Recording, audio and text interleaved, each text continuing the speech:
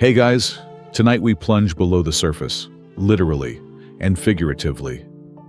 You're not floating on water anymore, you're being cradled by it. The Aegean rolls beneath you like a silk sheet, pulled gently over an ancient bed. The stars are crisp. The salt air clings sweet to your skin.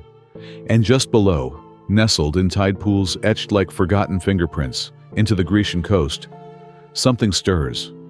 Not sharks, not sea serpents, starfish. Not the charming little tide pool critters your beach guide warned you not to poke. No, these are the silent messengers of the Oracle Age. There's a whisper that long before parchment and prophecy, long before the Delphic priestesses inhaled vapors from sacred fissures, it was the humble starfish that bore the god's secrets across the ocean floor. So, before you get comfortable, take a moment to like the video and subscribe, but only if you genuinely enjoy what I do here. And if you're up for it, comment where and when you're listening. I love seeing who's out there drifting with me. Now, dim the lights for that soft background hum, and let's ease into tonight's journey together. You wade knee-deep into a rock pool on a windless morning near the Cyclades. The water is glassy, the sunlight catching just enough glint off barnacle shells to seem intentional.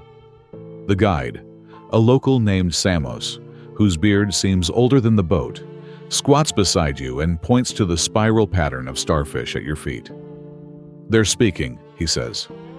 Not to us, but maybe about us. You don't laugh, because in that moment, it doesn't feel like a joke. The pattern is oddly structured, 5 creatures forming a near-perfect pentagram, with smaller ones circling like commas in a script you were never meant to read. Historical fact? The ancient Greeks believed sea creatures were emissaries of the gods. Heraclitus himself wrote in a surviving fragment from 500 BCE that the creatures without tongues carry the oldest truths. Most assumed he meant snakes. But more recent translations, especially those by fringe scholar Dr. Lydia Kern, whose controversial 1981 paper you now clutch like a secret, suggest the subject might well have been marine. Dr. Kern proposed that starfish moved not randomly, but in reaction to seismic shifts and underwater acoustics. Her evidence? An excavation site near Knossos, where clay amphorae depict patterns of marine life circling what appears to be a drowned statue of Apollo. Skeptics point out that artistic license was as rampant in ancient times as it is on YouTube. But there's something persistent about these patterns. Samos tells you that the fishermen of Naxos never sail during the silent bloom, those rare nights when thousands of starfish rise to the shore and rest without movement. They're dreaming, he says, and you don't interrupt the dreams of an oracle. Quirky tidbit time. Did you know that Aristotle was obsessed with starfish? In his surviving texts on marine life, he wrote more about echinoderms than dolphins, and while he never claimed they spoke, he did call their regeneration a type of memory made flesh. That's a strange choice of words for a man not known for metaphors. So what does this mean for you, tonight, in the near dark with your feet soaking in metaphysical soup? It means the idea that starfish are just low-tier aquarium filler might be a modern lie, that the ancients saw them as celestial receivers, antennae of Poseidon's drowned temples. Scientists still argue whether these interpretations are real or just the wet dreams of mythologists desperate to connect dots between mollusks and mysticism. But your toes tingle when you move them, not from the cold, from the way one of those starfish shifts ever so slightly toward you. And then, just before you blink, a second joins it. The sea pulls at you, not with force but with suggestion, like a forgotten name on the tip of your tongue. The second starfish edges closer, then halts. The pattern shifts. You glance at Samos, but he's already looking elsewhere, whistling a tune that feels ancient. "They're writing," he murmurs, just very slowly. You lower yourself further into the pool, the water cupping your wrists. And now you see it, a trail of calcium-white scars on the rock below, as if something once etched lines again and again until the stone remembered. Some look like writing, others like waves made solid. In 2003, marine linguist, yes, that's a job, Thessalonica Miros published a paper arguing that the locomotion of certain echinoderms, particularly Asterias rubens, followed repeatable directional sequences in tidal isolation. Most dismissed it as marine astrology. But Miros wasn't deterred. She spent 2 years living near Paros, observing starfish during lunar eclipses. Her conclusion: patterns emerge when the moon forgets to listen. To prove her theory, she transcribed the movements into early linear B symbols, comparing them to recovered tablets from the Antikythera wreck. The similarities? Uncanny, at least to anyone who hasn't made peace with coincidence. You lean back. The sky above is undisturbed, but the water beneath feels like it's whispering, not in sound, but in rhythm, a pulse, a frequency. You remember the pattern mentioned earlier, the pentagram. It wasn't unique. Deep in the Athens University archives, there's a forgotten inventory slip from 1901, cataloging a stolen relic described as bronze sea disk, marked with 5 armed creatures in ritual spiral. It vanished days before the Antikythera mechanism was officially publicized. And the last person to handle it? A junior archivist named Eleni Pappas. She went on to write poetry about the language of things with no eyes. What's fringe here isn't just the theory. It's the implication. What if the Greeks didn't just read signs in clouds or bird flights, but also underfoot, below waves, in the soft, starlight crawl of the ocean's most patient prophets? Samos taps your shoulder. He points inland now, to a cave marked with sea glyphs, concentric rings of shells and coral embedded in the wall, like braille for Poseidon himself. This is the cave of Nea Mithra, and though it's technically closed to the public, and probably cursed, you're apparently not public anymore. Inside, under torchlight and wet moss, you find a fresco, crude but deliberate. A priestess kneels. Before her, a stone basin. Around it, starfish are arranged like letters. And behind her stands a towering figure with no face, just coral growing upward where eyes should be. Mainstream historians say it's a ritual bath, maybe even a depiction of medicinal practices.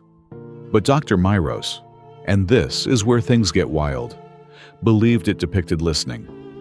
The basin, she argued, was filled with living starfish, and the priestess interpreted their positions to offer prophecy. Too weird, said the academic panel in 2005. Not weird enough, she replied. She was promptly dismissed.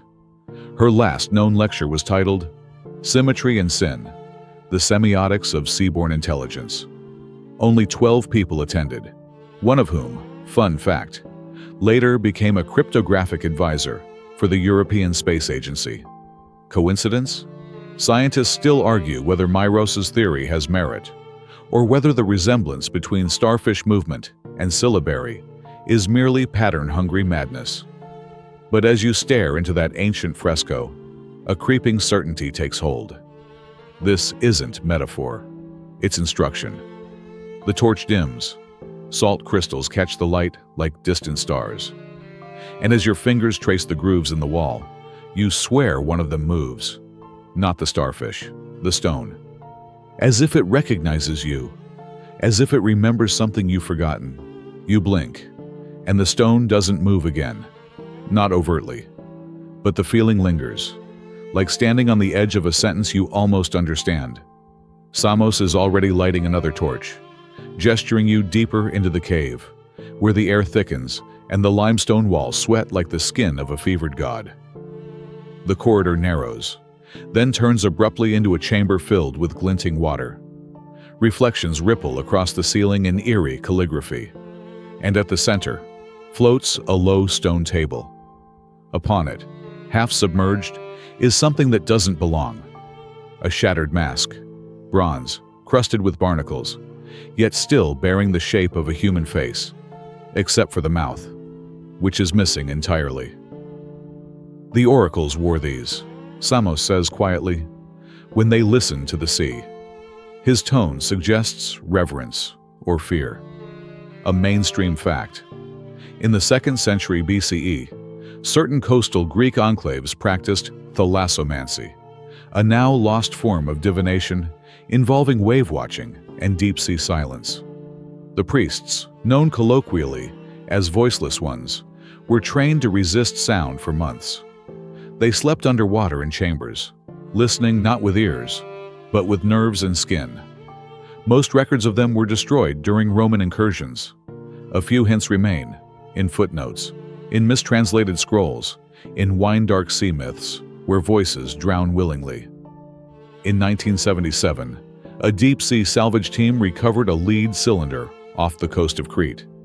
Inside, wrapped in pitch-soaked linen, was a copper plate etched with what appeared to be wave patterns and unfamiliar symbols. The discovery never made the papers. Why? According to diver Marco Bellantini, who spoke about it once before recanting everything, the symbols responded to vibration. They shimmered when we hummed, he claimed, like they were answering. He died of carbon monoxide poisoning 3 weeks later. The official report called it a faulty heater. The unofficial one? Never released. Now, back in the chamber, you examine the broken mask.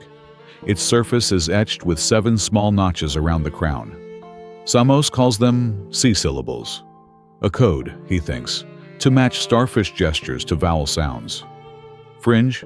Completely. But the design matches one, sketched in the margin of Myros's unpublished journals, discovered posthumously in a barn outside Thessaloniki. She called it phonemetic drift, theorizing that the oracles used bodily sensation, not language, to interpret oceanic messages. When words fail, she wrote, the skin still listens. A chilling notion, especially when paired with her final note. Do not sleep near salt water on nights when the stars blur. You wade into the chamber. The water is warm, almost maternal. Soft vibrations move through it, subtle but rhythmic. You realize with a lurch that the chamber walls are pulsing ever so slightly in time with your heartbeat. And just as you begin to dismiss it as imagination, you notice Samos has gone still. His eyes are shut, head tilted, as if hearing a tune beyond your reach. When he opens them again, he whispers, "They're asking why we stopped listening." You exit the chamber, changed somehow. Not shaken, just rearranged. The passage leads upward, where the ceiling opens to a slit of sky. Starlight filters down through moss and calcite, touching a mural painted centuries ago. A procession of sea women, hands raised, their mouths masked, their arms shaped like starfish limbs. One holds a scroll made of woven kelp. Another gestures toward a 3-lobed flame. The academic explanation? Religious metaphor, a representation of ocean fertility rites. But you remember the earlier starfish map. You remember the fresco priestess. And now this, one long chain of symbols, movements, and silences braided together like an unspoken tongue. Scientists still debate whether the thalassomantic oracles were real or merely a poetic overlay on maritime tradition. But that mural is precise in its repetition, too precise to be purely aesthetic. And beneath your feet, under layers of stone, the tide keeps breathing. Listening, remembering. You emerge from the sea chamber into a corridor lined with fossilized coral, their fan-like limbs frozen in eternal sway. The air is drier here, scented with old smoke and something metallic like coins soaked in brine. Samos leads you past a curtain of reeds into what he calls the Whispering Alcove. It's a dome-shaped cavity, acoustically perfect, where every breath seems to echo with a second intention. At the center lies a stone lectern. Upon it rests a parchment. It hasn't crumbled, not even browned. Samos leans in and mutters, "It's written in no language I've seen, but every scholar who visits claims it's familiar. Like a dream you had once, in another voice. Mainstream fact time.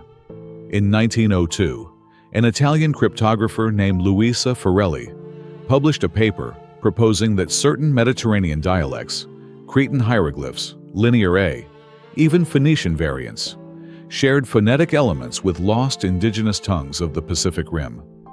She was ridiculed, stripped of her university title, and quietly institutionalized. But her final work, Lexicon of the Forgotten Mouth, posthumously published in 1911, includes sketches eerily similar to the parchment here, especially a series of symbols shaped like curling starfish limbs. More than curious coincidence, in 2004, Dr. Naomi Sarkisian, a cognitive linguist at the University of Toronto, ran tonal resonance simulations on certain starfish movement sequences, using electrosensitive gels to measure wave formation in saltwater. The results formed geometric patterns, uncannily consistent across species. When overlaid with fragments from Forelli's symbols, they aligned into readable phoneme clusters, at least according to Sarkisian's now-removed TEDx talk, titled, "When Sea Creatures Speak Back." This is where it swerves into the strange. Samos produces a small brass box. Inside, a dried starfish, orange, brittle, yet with oddly symmetrical limb scarring. "They marked it," he says, his voice barely above breath. "Trained it, maybe, for message delivery." He sets it beside the parchment. You expect nothing, but the air changes. The parchment lifts slightly at its edges. The starfish twitches. And in that moment, an electric shiver travels up your spine, as if a message not meant for you is being rerouted through your skin. The theory, one of the fringe ones, suggests that oracles didn't just interpret starfish gestures. They trained colonies of them, created tactile scripts across entire reefs, a form of slow, patient semaphoring that recorded migratory patterns, lunar eclipses, even philosophical questions. The coral held the grammar, Forelli once wrote. The starfish, the syntax. Water translated. It sounds mad, until you remember coral polyps respond to frequency, that reefs hum, faintly, in natural choruses. That starfish don't have centralized brains but distributed networks, decentralized cognition, as modern AI researchers call it. Scientists still argue, Samos says, whether the starfish here were natural or curated. He gestures to a narrow side chamber filled with aquaria, each containing specimens of an extinct genus, once native only to the Cyclades, but now preserved here, pulsing rhythmically as if rehearsing a forgotten ballet. You sit at the edge of the whispering alcove. A resonance builds, soft at first, then rising, as if the very limestone is humming. Patterns unfold in your mind. Not words, more like permissions. Keys to open doors you didn't know were there. Behind your eyes, the starfish scrawl becomes something you almost recognize. Do you remember the glyph etched onto the pillar of jadeite in the golden city of Beyond Wind? The one shaped like a ring around a tree? One of the starfish here has that mark. Naturally formed or carved, it's impossible to say. But you feel it now. Not as a symbol, but as a sound in your chest. An invitation. Or maybe a warning. Samos takes your hand, not for comfort, but to steady you. This place, he says, is a bridge, but not one made for feet. You close your eyes.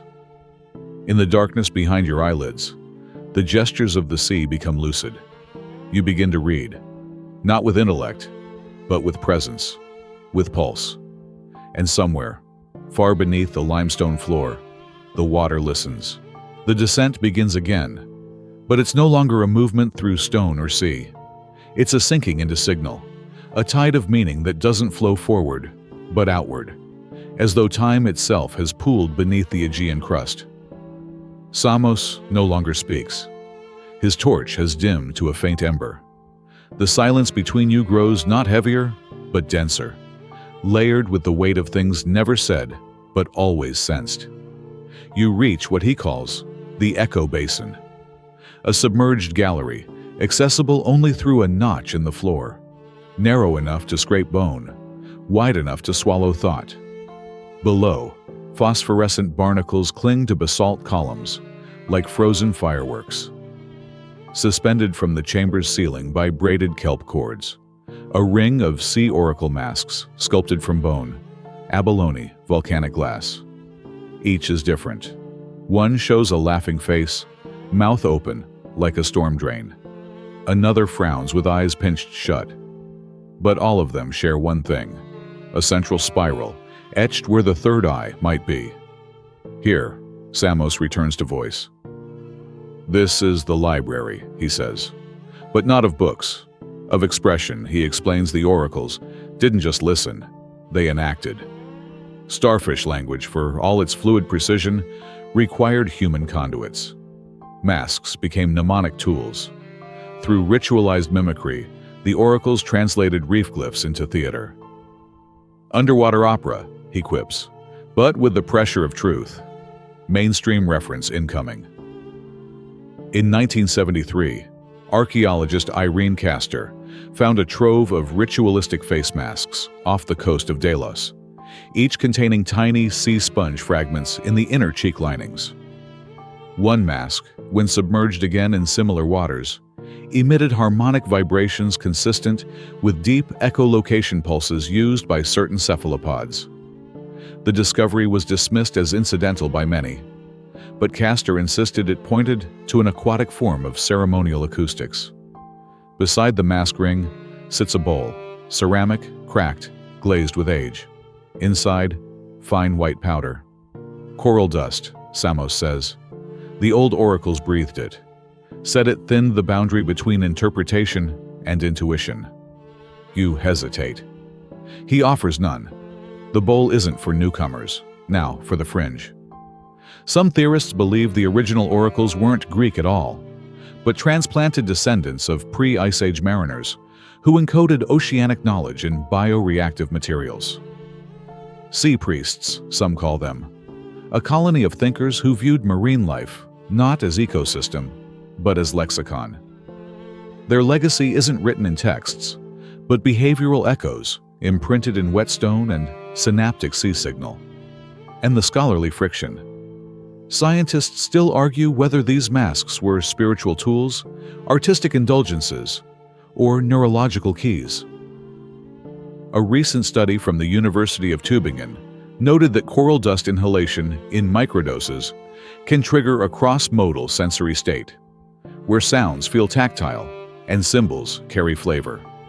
An ancient, accidental synesthesia, the paper concluded, before vanishing behind a restricted journal paywall. You lift one of the masks. It's heavier than expected, colder than the room allows. The eyes are slits, yet when you peer through them, the chamber seems to shift, like you've suddenly put on a dream not your own. Your breath fogs the inside, and there, in the condensation, the spiral symbol forms, unbidden. A memory not yours surfaces, a voice underwater, a reef that speaks in pulses, the echo of something vast and benevolent, watching, remembering. Samos touches your shoulder. There's one more place, he says, gesturing toward a passage barely large enough for crawling. But you don't need to go. You do. The tunnel leads not down, but forward, until suddenly the stone opens into daylight. Except there is no sun, just soft ambient glow. You're on a ridge overlooking a sea too still to exist. The sky above is navy silk, full of slow-moving spirals. Familiar now.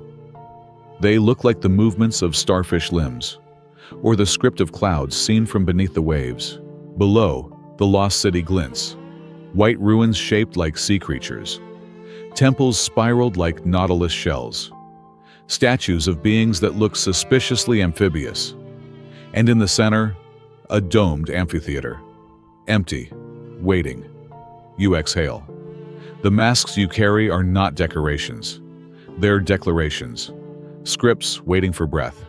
You whisper something, a phrase not known to your tongue, But your bones seem to understand. The sea responds. It was never about fish, never about masks. It was about language, not to describe the world, but to let it speak for itself. You lean into the quiet now, letting the echoes of the echo basin fade like footsteps on distant sand. The amphitheater below remains bathed in twilight stillness, a symbol not of mystery, but of memory, softly humming in its own long-forgotten tongue. The air feels warmer here, as though the sea itself has exhaled around you, cradling the final syllables of this ancient conversation. Each mask, each whisper, each twitch of a starfish limb, all part of a larger story, one that stretches like coral across the ocean floor. It has always been there. We just forgot how to hear it. And now, as the light grows even gentler, and the spirals above spin slower and slower, you can let go of needing to understand it all. Let the symbols blur. Let the meanings melt into the soft hush of your breath. You are not the interpreter anymore. You are the silence that follows. Your body is still, your heartbeat soft. The story has paused its telling, and the sea itself slumbers with you. Let the last sensations ebb, cool stone beneath you, distant tides lapping against time, and the faint curl of a spiral still glowing behind your closed eyes. You've made it to the shore of something timeless. Now rest.